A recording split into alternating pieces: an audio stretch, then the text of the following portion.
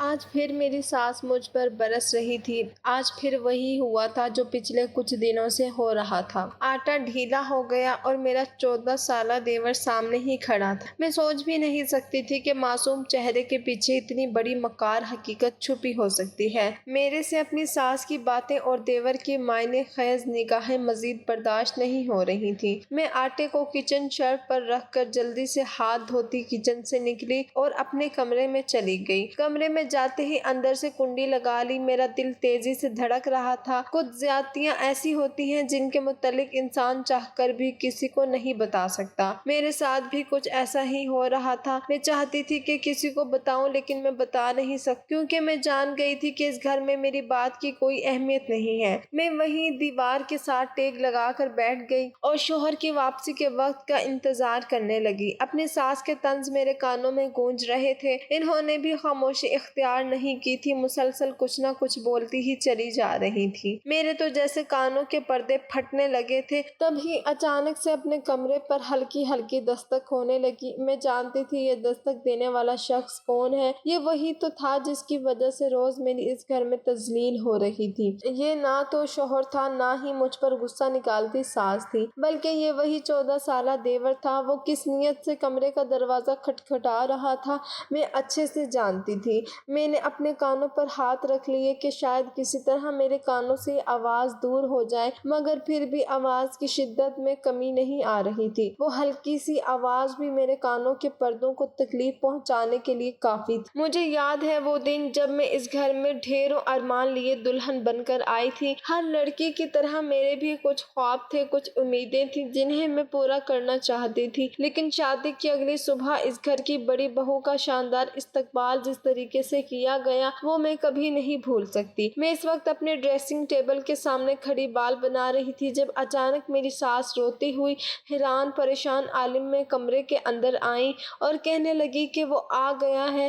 میں پریشان ہو گئی کہ کون آ گیا ہے، یہ کہہ کر وہ اسی وقت پیچھے مڑ گئی۔ ان کی پریشانی کو کرتے ہوئے میں نے بھی جلدی سے اپنے بال بنائے سر پر دوپٹہ لے کر باہر آ گئی۔ میرا شوہر غصے میں آگ بگولا ہو رہا تھا۔ مجھے سمجھ میں نہیں آ رہی تھی کہ آخر یہ سب چل کیا رہا ہے۔ تبھی میری نظر گھر کے دروازے پر پڑی جہاں میری ساس کے سامنے کوئی عمر رسیدہ آدمی ہاتھ جوڑے کھڑا تھا۔ اس شخص کی ہلکی داڑھی تھی اور اس کی آنکھوں سے آنسو ٹپک رہے تھے۔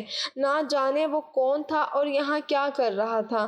میں تو اس کی آخری کہی بات بھی ٹھیک سے نہیں سن پائی۔ اس طرح اماں کو آگے کھڑا دیکھ کر میرا شوہر ایک دم مشتعل ہو گیا اور انہیں مارنے کے لیے ہاتھ اٹھانے لگا۔ تبھی اماں نے آگے بڑھ کر اس کا ہاتھ پکڑ لیا اور بولی خدا کے لیے یہ ظلم نہ کرنا، میرے اور ان کے تعلق کا ہی کچھ لحاظ کر لو۔ یہ سن کر حمزہ یعنی کہ میرے شوہر نے ہاتھ پیچھے ہٹا لیا۔ میں ابھی تک اسی کشمکش میں مبتلا ان سب کا چہرہ دیکھ رہی تھی۔ آخر وہ کون سا رشتہ تھا جس کے بارے میں وہ ذکر کر رہے تھے؟ تھوڑی ہی دیر میں حمزہ نے اس عمر رسیدہ شخص کو دیکھتے ہی کہا، ٹھیک ہے اگر آپ یہاں آ ہی گئے ہیں تو آپ کی عمر کا خیال رکھتے ہوئے ہم آپ کو یہاں رکھ لیتے ہیں، لیکن اس عورت کو اس گھر میں بالکل برداشت نہیں کر سکتا۔ یہ سن کر اماں کے چہرے پر ذرا سا اطمینان آ گیا۔ وہ شخص اکیلا نہیں آیا تھا بلکہ اس کے ساتھ 14 سالہ بچہ بھی تھا جو کہ معصوم سے چہرے کے ساتھ ہم سب کو ٹکٹکی باندھی دیکھ رہا تھا۔ میں اب تک حالات کو صحیح سے نہیں سمجھی تھی۔ میں جتنا سمجھی تھی وہ یہ تھا کہ یہ لوگ یہاں رہنے آئے تھے اور اپنا سامان پہلے ہی ساتھ لائے تھے۔ میں بھی واپس اپنے کمرے میں چلی گئی، لیکن میرے ذہن میں کئی سوالات گردش کر رہے تھے کہ آخر وہ لوگ کون ہیں اور یہاں کیوں رہ رہے ہیں۔ تھوڑی دیر کے بعد حمزہ کمرے میں آیا۔ میں اس کے پاس گئی اور پوچھا کہ کیا ہو رہا ہے، آخر آپ اتنے پریشان کیوں ہیں؟ اس نے پہلے میری بات کا کوئی جواب نہیں دیا، لیکن پھر میرے اصرار کرنے پر بولا، میں تمہیں کیا بتاؤں، مجھے سمجھ ہی نہیں آ رہی کہ اس قصے کو شروع کہاں سے کروں اور کہاں ختم کروں۔ مختصر یہ شخص کوئی اور نہیں میرا سگا باپ ہے، لیکن جب سے میں نے ہوش سنبھالا اپنے باپ کو گھر سے باہر ہی دیکھا۔ میرے ابا کی راتیں ہمیشہ گھر سے باہر گزرتی۔ آخرکار جب میں 8 سال کا تھا ابا میری ماں پر بھری جوانی میں سوتن لے آئے اور میرے لیے سوتیلی ماں بھی۔ ابا کو کوٹھوں پر جانے کی لت لگ گئی تھی۔ وہ اپنی راتیں رنگین کرنے کے لیے روزانہ وہاں پہنچ جاتے اور پھر وہیں سے ایک دوشیزہ کو اٹھا کر ہمارے گھر لے آتے۔ اماں نے اس چیز کو قبول نہیں کیا تو ابا ہمیں چھوڑ کر چلے گئے۔ ہمیشہ کے لیے غائب ہو گئے۔ ساری جوانی میری ماں نے شوہر کے ہوتے ہوئے بھی بیواؤں کی طرح زندگی گزاری۔ میں نے اپنی ماں کو اس شخص کی وجہ سے در در کی ٹھوکریں کھاتے دیکھا ہے۔ اب میں اسے کیسے قبول کر لوں جبکہ اب یہ صرف اور صرف اپنے مطلب کے لیے یہاں آیا ہے۔ حمزہ کی باتیں سن کر میری آنکھیں نم ہو گئیں کیونکہ حمزہ اس وقت بہت ہی لاچار اور بکھرا ہوا سا لگ رہا تھا۔ خیر میں نے تسلی دینے کی کوشش کی اور کہا کہ اب جو ہو گیا سو ہو گیا۔ اب اگر اس عمر میں ہمیں ان کی خدمت کا موقع مل رہا ہے تو ہمیں اس موقع کی قدر کرنی چاہیے اور ان کی خدمت کر کے ثواب کمانا چاہیے۔ میری باتوں پر شاید اسے کچھ حوصلہ ہوا۔ کچھ دن گھر میں بے چینی سے رہی کیونکہ برسوں سے ٹوٹے ہوئے رشتوں کو جوڑنے میں وقت تو لگتا ہی ہے، لیکن مجھے اس معصوم بچے پر ترس آتا۔ یہ بیچارہ سارا دن اپنے کمرے میں بند ہو کر بیٹھا رہتا۔ میں نے حمزہ سے کہہ کر اس کا اسکول شروع کروا دیا۔ اب میں نے سوچا کہ وہ سارا دن اسکول سے آنے کے بعد پریشان سا بیٹھا رہتا ہے تو کیوں نہ میں اسے پڑھانا شروع کر دوں۔ اب جب وہ اسکول سے واپس آتا تو شام کو میں تھوڑی دیر اس کے کمرے میں جا کر پڑھا دیتی، اس کا ہوم ورک کرواتی اور کچھ نہ کچھ نیا بھی پڑھا دیتی۔ وہ پڑھائی میں بہت سست تھا، اس لیے اسے ایک ایک چیز سمجھانے میں اور پڑھانے میں کافی وقت لگ جایا کرتا تھا۔ آہستہ آہستہ وہ میرے مانوس ہو گیا۔ اس کی معصومیت نے اس نے وہاں ہر کسی کا دل جیت لیا، لیکن میں نے ایک چیز نوٹ کی تھی کہ میں جب بھی اس کے کمرے میں جاتی وہ ایسے جھجک کر بیٹھتا جیسے نہ جانے میں اسے کیا کہہ دوں گی۔ میں جب بھی اس کمرے کی کسی نہ کسی چیز کو ہاتھ لگانے کی کوشش کرتی تو وہ کسی نہ کسی بہانے سے مجھے روک لیتا۔ اس کی اس بات نے مجھے کافی دفعہ عجیب سی کشمکش میں ڈال دیا۔ وقت یوں ہی نہیں گزر رہا تھا۔ ایک دن میں اس کے کمرے میں گئی۔ اس دن میں نے اس کے ذمہ ٹیسٹ لگایا ہوا تھا۔ جب میں کمرے میں گئی تب وہ باتھ روم میں تھا۔ تب میں نے سوچا کہ اس کے نکلنے سے پہلے ٹیسٹ کے سوال لکھ کر رکھ لیتی ہوں۔ جیسے ہی میں نے اس کی کتابوں والی دراز کھولی تو اس میں مجھے کچھ ایسی کتابیں دیکھنے کو ملی جنہیں دیکھ کر مجھے اس بچے پر بچپنے کا گمان ہی ختم ہو گیا۔ اس کے ساتھ وہاں کچھ نشہ آور چیزیں بھی پڑھی تھیں۔ ابھی میں یہ چیزیں دیکھ ہی رہی تھی کہ دانیال یعنی کہ میرا دیور باتھ روم سے نکل آیا۔ وہ مجھے ان سب چیزوں کے ساتھ دیکھ کر ایک دم حیران ہوا۔ میں نے اسے دیکھتے ہی کہا کہ یہ سب کیا ہے؟ تم یہاں بیٹھ کر یہ سب کرتے ہو؟ تمہیں شرم نہیں آتی؟ میں تو اسے بڑی بھابھی بن کر سمجھا رہی تھی لیکن وہ شاید سمجھنا نہیں چاہتا تھا۔ اس نے میری جانب بڑی ہی معنی خیز نظروں سے دیکھا اور بولا، اگر آپ نے سب دیکھ ہی لیا ہے تو میں کیا کر سکتا ہوں؟ چھپانے کا کوئی فائدہ نہیں ہے۔ یہ کہتے ہوئے وہ میری جانب بڑھنے لگا۔ میرے تو قدموں تلے سے زمین ہی نکل گئی۔ اس کی تربیت پر مجھے بہت افسوس ہوا۔ اس کا چہرہ دیکھ کر اب مجھے گن آ رہی تھی۔ جہاں معصومیت رخصت ہو چکی تھی، میں نے اس کے چہرے پر ایک زوردار تھپڑ مارا اور وہاں سے نکل آئی۔ تبھی وہ پیچھے سے بولا، آج تو یہاں سب گھر والے موجود ہیں، میں نے تمہیں کچھ نہیں کہا، لیکن تمہیں اس تھپڑ کا بدلہ بہت مہنگا اٹھانا پڑے گا۔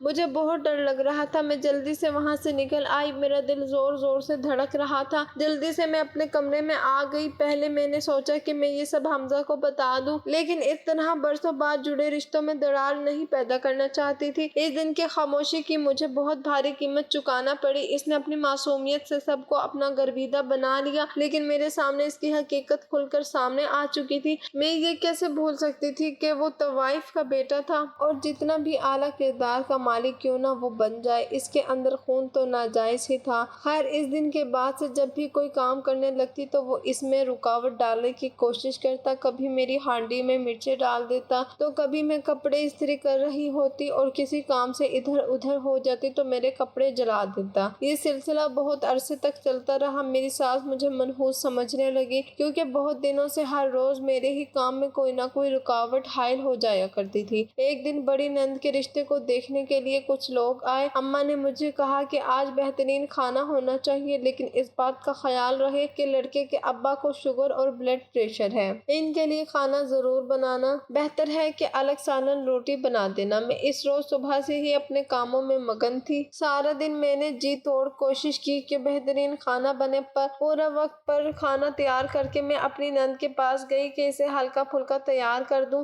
اس کی عمر گزر رہی تھی، کوئی مناسب رشتہ نہیں مل رہا تھا۔ خیر وہ لوگ آ گئے۔ اللہ کا ایسا کرم ہوا کہ انہیں ہماری نازیہ بھی پسند آ گئی۔ کھانے کا وقت آ گیا، سب بہت خوش تھے۔ میں نے کھانا میز پر لگا دیا، خود کچن میں چلی گئی۔ ابھی مجھے وہاں آئے ہوئے تھوڑی ہی دیر گزری تھی کہ باہر سے مجھے آوازیں चिल्लाने लगी जैसे कोई लड़ रहा हो। मैं जल्दी जल्दी बाहर गई तो मैंने देखा नाजिया के होने वाले ससुर इस बात पर बहस कर रहे थे कि आटे में नमक शदीद है। अगर आज हम इस बात का ख्याल नहीं रख सकते तो आगे क्या करेंगे? हमें इस घर में रिश्ता ही नहीं करना जहाँ हमारे बार बार बताने पर भी हमारी इतनी सी बात ना मानी गई हो। अम्मा इन लोगों के आगे हाथ जोड़ रही थी, खुदा के लिए अम्मा इनके आगे हाथ जोड़ रही थी कि खुदा के लिए ये जुल्म ना करे। नाजिया के अब्बा यानी मेरे ससुर भी इन्हें समझाने लगे, लेकिन इन लोगों ने किसी की एक न सुनी और इस रिश्ते को लात मारते हुए वहां से चले गए। वो दिन तो किसी कयामत से कम नहीं था। अम्मा मुझे बुरी तरह पीटने लगी। सब मुझे लान तान कर रहे थे कि मेरी वजह से इनकी बेटी का रिश्ता नहीं हो पाया। मेरी समझ से बाहर था कि ऐसा कैसे हो सकता है। मैंने खाने को चखकर बिल्कुल ठीक पकाया था। तब मेरे सामने मेरी नजर अपने देवर पर पड़ी जो हमेशा की तरह बड़ी ही शातिर नजरों से देख रहा था। तब मुझे यकीन हो गया कि ये सब कुछ इसका किया धरा है। अब मैंने सोच लिया कि पानी सर से ऊपर गुजर चुका है। हमजा को मुझे सब बताना ही पड़ेगा। हमजा भी इन सब हालात की वजह से मुझसे शदीद नाराज थे। अम्मा तो मेरी शक्ल तक नहीं देखना चाहती थी, इसलिए पूरा दिन अपने कमरे में ही रही। जैसे ही हमजा रात को कमरे में आए मैं इनके पास जाकर बैठी। इनसे कहा कि आज मैं आपसे एक बात करना चाहती हूँ, लेकिन इस बात को सुनने के बाद आप मुझसे वादा करें कि आप खफा नहीं होंगे। वो मेरी जानिब देखे बगैर बोले, देखो रानिया, आप कुछ कहने और सुनने को नहीं बाकी रहा। आज जो कुछ भी हुआ मुझे सबकी कम अज कम तुमसे उम्मीद नहीं थी। तब मैंने कहा कि ये सब कुछ मैंने किया भी नहीं है। वो सवालिया नजरों से मुझे देखने लगे और कहने लगे, क्या चाहती हो तुम? अगर तुमने ये सब नहीं किया तो फिर किसने किया? तब मैंने इसकी तरफ हिम्मत जुटा कर बोला कि ये सब कुछ दानियाल ने किया है। मेरी बात पर वो तैश में आ गया और कहने लगा, ये सही तरीका है, अपना सर बचाने के लिए दूसरों पर इल्जाम लगा दो। अब तुम्हें और कोई नहीं मिला तो तुम इस मासूम बच्चे पर इल्जाम लगा रही हो। मैंने कहा, ऐसी बात नहीं है। फिर मैं मिन्नत भरे लहजे में बात कर रही थी, मगर वो तो मेरी बात सुनने को तैयार ही नहीं था। मैंने इसे शुरू से लेकर अब तक की सारी रुदात सुना दी, लेकिन इसने सब कुछ सुनने के बाद भी मुझे बुरी तरह झड़क दिया और कहा कि तुम्हें शर्म नहीं आती? तुम एक छोटे से बच्चे के मुतल्लिक इस तरह कर रही हो। इसकी आंखों में मेरे लिए शदीद गुस्सा और नफरत थी। इसने मेरी जानिब हकारत भरी नजर डाली और कहा कि इस वक्त मुझे इससे ज्यादा तुम्हारे किरदार पर शक हो रहा है। वो कुछ कहते कहते रुक गया और वहां से उठकर चला गया। मैं जहाँ बैठी थी वहीं बैठी रह गई। मुझे यकीन नहीं आ रहा था कि ऐसा भी कुछ हो सकता है। मेरा शोहर जो मेरे साथ मोहब्बत की शादी करके मुझे यहाँ पर लाया था, मुझ पर उल्टा इतना घिनौना इल्जाम लगा रहा था। वो सारी रात पर किसी कयामत की तरह गुजरी। अब घर में सभी मुझसे दूर रहने लगे। कई बार मेरा दिल चाहा कि मैं भी यहाँ से दूर चली जाऊं, लेकिन सोचती कि अगर मैं यहाँ से चली गई तो हर कोई यही सोचेगा कि कसूरवार मैं ही थी। सो यहाँ से जाने में मेरी किसी तौर पर भी कोई भलाई नहीं थी। ये सोचकर मैंने इस घर से निकलने का इरादा तर्क कर दिया, लेकिन दानियाल की नजरें अब भी मुझे जहर लगती। वो अब भी मुझे इन्हीं नजरों से देखता। 2-4 दिन बाद में जब आटा गूंदने बैठी तो वो सामने आकर खड़ा हो गया। मुसलसल मेरी तरफ देखता रहा। इसकी नजरें अजीब सी थी। मैं अजीब सी कैफियत में मुब्तला हो गई। वो मुझे तंग करना चाहता था। मेरा इस तरफ ध्यान ही नहीं गया कि अचानक आटे में पानी ज्यादा मिल गया और आटा ढीला हो गया। इससे पहले कि मैं इसमें खुश्क आटा मिक्स करती, ऊपर से मेरी सांस आ गई और मुझे बुरी तरह झड़कने लगी। मैं इस बच्चे की असलियत अब सबके सामने लाना चाहती थी, लेकिन सब कुछ उलट रहा था। मैं अपने कमरे में बैठी थी और वो बाहर से दरवाजा बजा रहा था। ऐसा पहले भी कई बार हो चुका था, इसलिए मैं इसके दरवाजा खटखटाने के अंदाज से बखूबी वाकिफ थी। थोड़ी ही देर में वो वापस मुड़ गया। इस रात हमजा को किसी काम से दूसरे शहर जाना था। पक्की तसल्ली नहीं थी कि वो रात को वापस आएगा या वहीं रहेगा। रात के 11 बजे सब अपने अपने कमरों में चले गए। मैं भी हस्बे मामूल अपने कमरे में आ गई। दरवाजे को अंदर से कुंडी नहीं लगाई, क्योंकि शक था कि शायद हमजा आ जाएगा।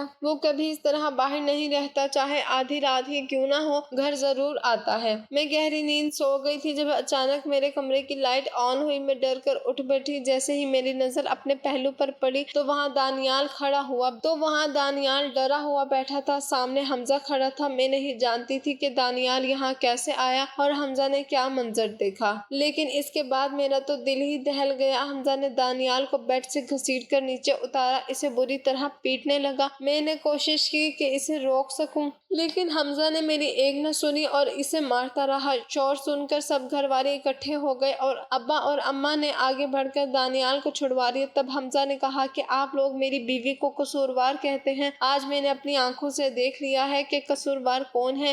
دانیال کو میں نے اپنی آنکھوں سے چھپ کر اس کمرے میں آتے اور بیڈ پر بیٹھتے دیکھا ہے۔ یہ لڑکا اس لائق ہی نہیں ہے کہ اسے اس گھر میں رکھا جائے۔ ایک مرتبہ پھر غصے میں آ کر وہ دانیال کو مارنے کے لیے آگے بڑھا کہ میں نے اس کا ہاتھ روک لیا۔ سب لوگ پریشان ہو گئے اور گھبرا گئے۔ دانیال سر جھکائے کھڑا تھا، شاید اسے اپنی غلطی کا احساس ہو گیا کہ وہ یوں کیوں ڈرا ہوا کھڑا تھا۔ اس کے کمرے کی تلاشی لی گئی تو وہاں سے وہ سب کچھ نکلا جو میں نے حمزہ کو بتایا، مگر اس نے یقین نہ کیا۔ اگلی صبح حمزہ نے یہ فیصلہ کیا کہ دانیال کو کسی بورڈنگ اسکول میں داخل کروا دیں۔ اس دن اس نے دانیال کے داخلے کا بھی بندوبست کر دیا، پھر اسے ہاسٹل بھیج۔ چند دن دانیال گھر میں کڑی نگرانی میں رہا، پھر اسے ہاسٹل بھیج دیا گیا۔ اماں اور حمزہ اپنے کیے پر بے حد شرمندہ تھے۔ ان دونوں نے مجھ سے معافی مانگ لی۔ میں نے انہیں معاف بھی کر دیا کیونکہ میں جانتی تھی کہ اگر ان کی جگہ میں ہوتی تو میرا بھی یہی رد عمل ہوتا۔ اللہ کا شکر ہے کہ سب کچھ ٹھیک ہے، لیکن میری آپ سے گزارش ہے کہ اگر کوئی مصیبت کا مارا آپ کو کچھ بتائے تو اس کی بات پر ایک مرتبہ تحقیق ضرور کیا کریں۔ اپنے ارد گرد نظر رکھا کریں کہ نہ جانے کب کس معصوم اور فرشتہ صرف چہرے کے پیچھے کوئی بہت بڑا شیطان چھپا بیٹھا ہو۔ میری دعا ہے کہ اللہ ہر ماں، بیٹی اور بہن کی عزت اپنی حفظ و امان میں رکھے، آمین۔ اگر آپ کو کہانی اچھی لگی ہے تو اس ویڈیو کو لائک کیجیے اور اس طرح کے مزید ویڈیوز دیکھنے کے لیے ہمارے چینل کو سبسکرائب کیجیے۔